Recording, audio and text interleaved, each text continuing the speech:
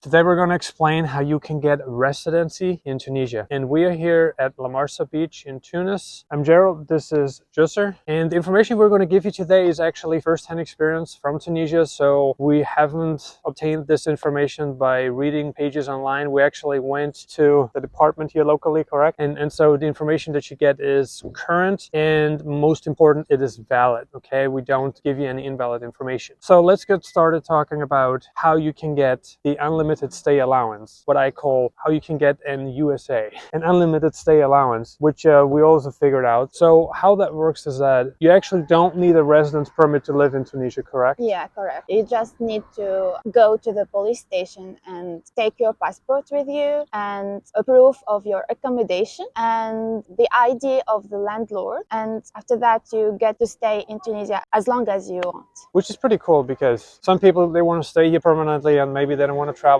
This option may work for some people who want to stay in Tunisia permanently. However, it comes with some caveats, okay? This is an unlimited stay allowance. That's why I'm calling it an USA, right? There are some problems with that. For instance, if you want to leave Tunisia, you want to come back in, then you would have to redo the whole process. Yeah. So that's going to be an issue, right? So that's the first thing. If you want to travel a lot, I don't think that's very feasible. However, if you want to stay here permanently and you don't want to go through the tedious process of obtaining a residence permit, then I think it would be good. You know, so there are people doing that, but another caveat is that you can get a driver's license, you know, and you can't really purchase a vehicle because you need to have a local ID for those kind of things. So the unlimited stay allowance works if you want to be here permanently, but you don't really need any add-ons, okay, which is kind of rare, right? It's not for everyone, so we just want to make this clear. But the good news is, like Joseph pointed out, if you want to get it, you show up at the police station with your passport, you show up with your valid entry stamp, so that's going to be your legal stay, and then you also come with your landlord, and most importantly, what you pointed out is the rental contract, right? Because they need to see that you're living somewhere. That's important,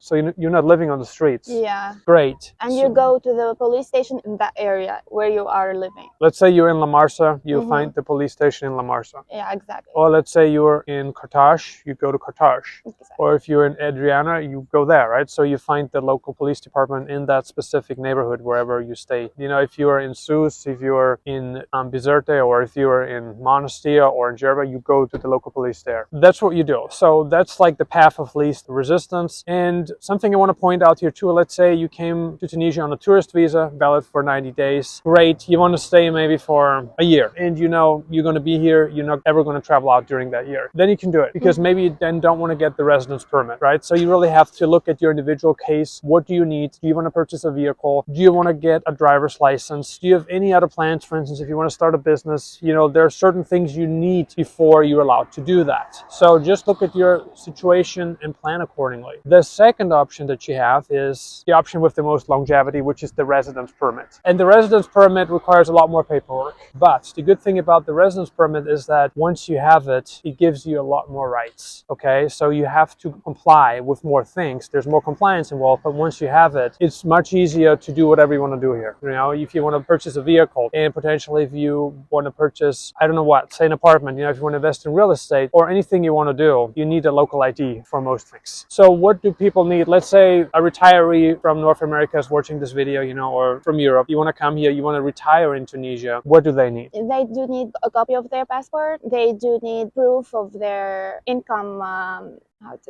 Income proof, yeah. income proof, photos, the proof of accommodation, of course, and their financial proof, and they might also pay a fee for that. If you want to come here and you want to get the residence permit, bring your passport, and it's the same if you want to get an unlimited stay allowance. The requirements are the same, plus a few more added on top. So you need your passport, you need your legal stay that you are currently in. So you need to prove that, and that's the stamp in your passport. That's a requirement, and that's the same rule in any country for this matter. Then proof of accommodation, you need that. So your rental contract, you know, if you have one, you bring that with you. And of course, what you also need is income proof because you want to live here permanently as a pensioner. And so the retirement visa, it's the same in any country really. You have to prove income. Now here in Tunisia, the government doesn't really specify how much income proof is required to get this visa, right? But I think we're looking at probably $800 to $1,000 a month. If you have that kind of income, you're good. It may actually be lower and you could get away with with it, but that's what we recommend. Have anywhere from 800 to 1,000 or more. And if you have dependents, maybe add a little bit more on top. Let's say you're a family of 4, you have underage children, then you actually may need more income. Another thing that's important, which we haven't mentioned yet, and this really applies to the residence permit, once you apply,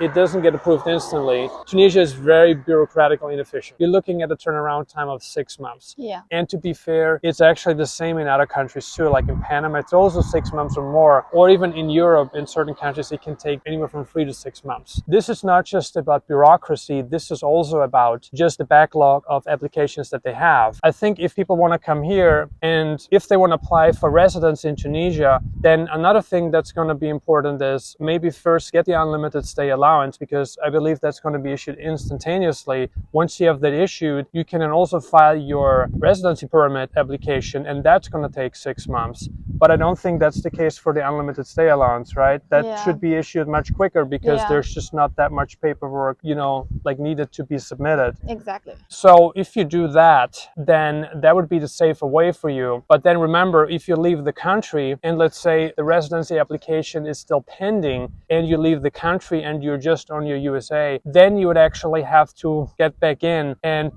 you get another 3 months, right? So it's going to be renewed. That's the good thing. And from what I hear is that Tunisia doesn't really ask a lot of questions at the point of entry. So technically you could live here on a tourist visa, but again, it doesn't give you a whole lot of rights. So you probably want to avoid doing that. You much rather want to get the legal residence permit, especially if your plan is to retire here.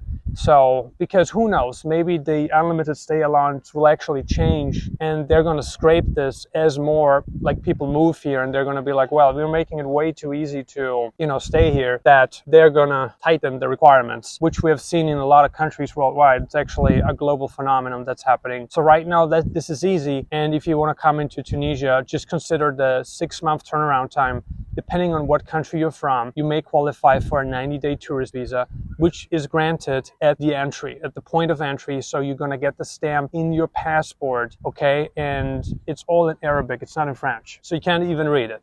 This is just something to consider too. And if you want to come here, get the residence permit, go, you know, find someone who can help you with the application immediately, because there are certain documents that you need, and potentially also translation work. That's also important. And once you have all your documents and once you have them translated, because let's say you come from a country where the language is different, then what you would have to do is you would have to get them translated, right? Because they're not going to accept it. They're not going to translate themselves. Exactly. That's going to be another requirement. So the student visa is the next thing that we want to talk about, and the requirements are kind of similar. So you're again looking at bringing your passport photos, the entry stamp that you have, you're going to bring that. That's always a requirement. That doesn't go away. Then, since you're going to be studying in Tunisia, you're also going to need proof of school enrollment. Okay, you can go to a private school in Tunisia. And the subjects are not restricted, so you don't have to study Tunisian Arabic. You can go with any language, or you can study potentially like maths or any subject, maybe even Tunisian history. So you're not really forced into studying one specific language, you know, even though that's what's recommended if you want to live here. Study at least French. Then depending on your proficiency in more languages, you know, it really depends on where you come from and what is easy and what not. But you need to have that proof of school enrollment.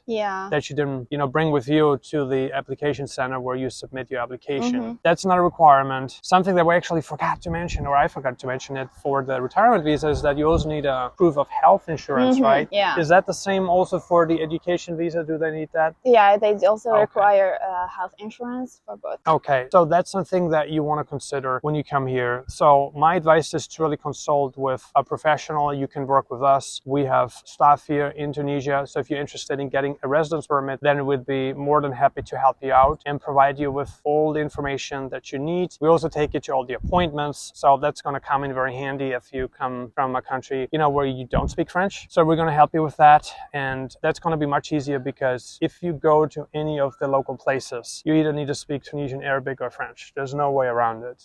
So that's why we're here to help. If you're interested in that, interested in retiring in this beautiful country, or if you're interested in going to school, you can click on the link below the video, check out our website, and we'll take it from there. We appreciate your attendance, and if you want to learn more about Tunisian culture, moving to Tunisia, you can check out the video that appears right here. Thank you for watching Nomad Elite. We see you on the next video.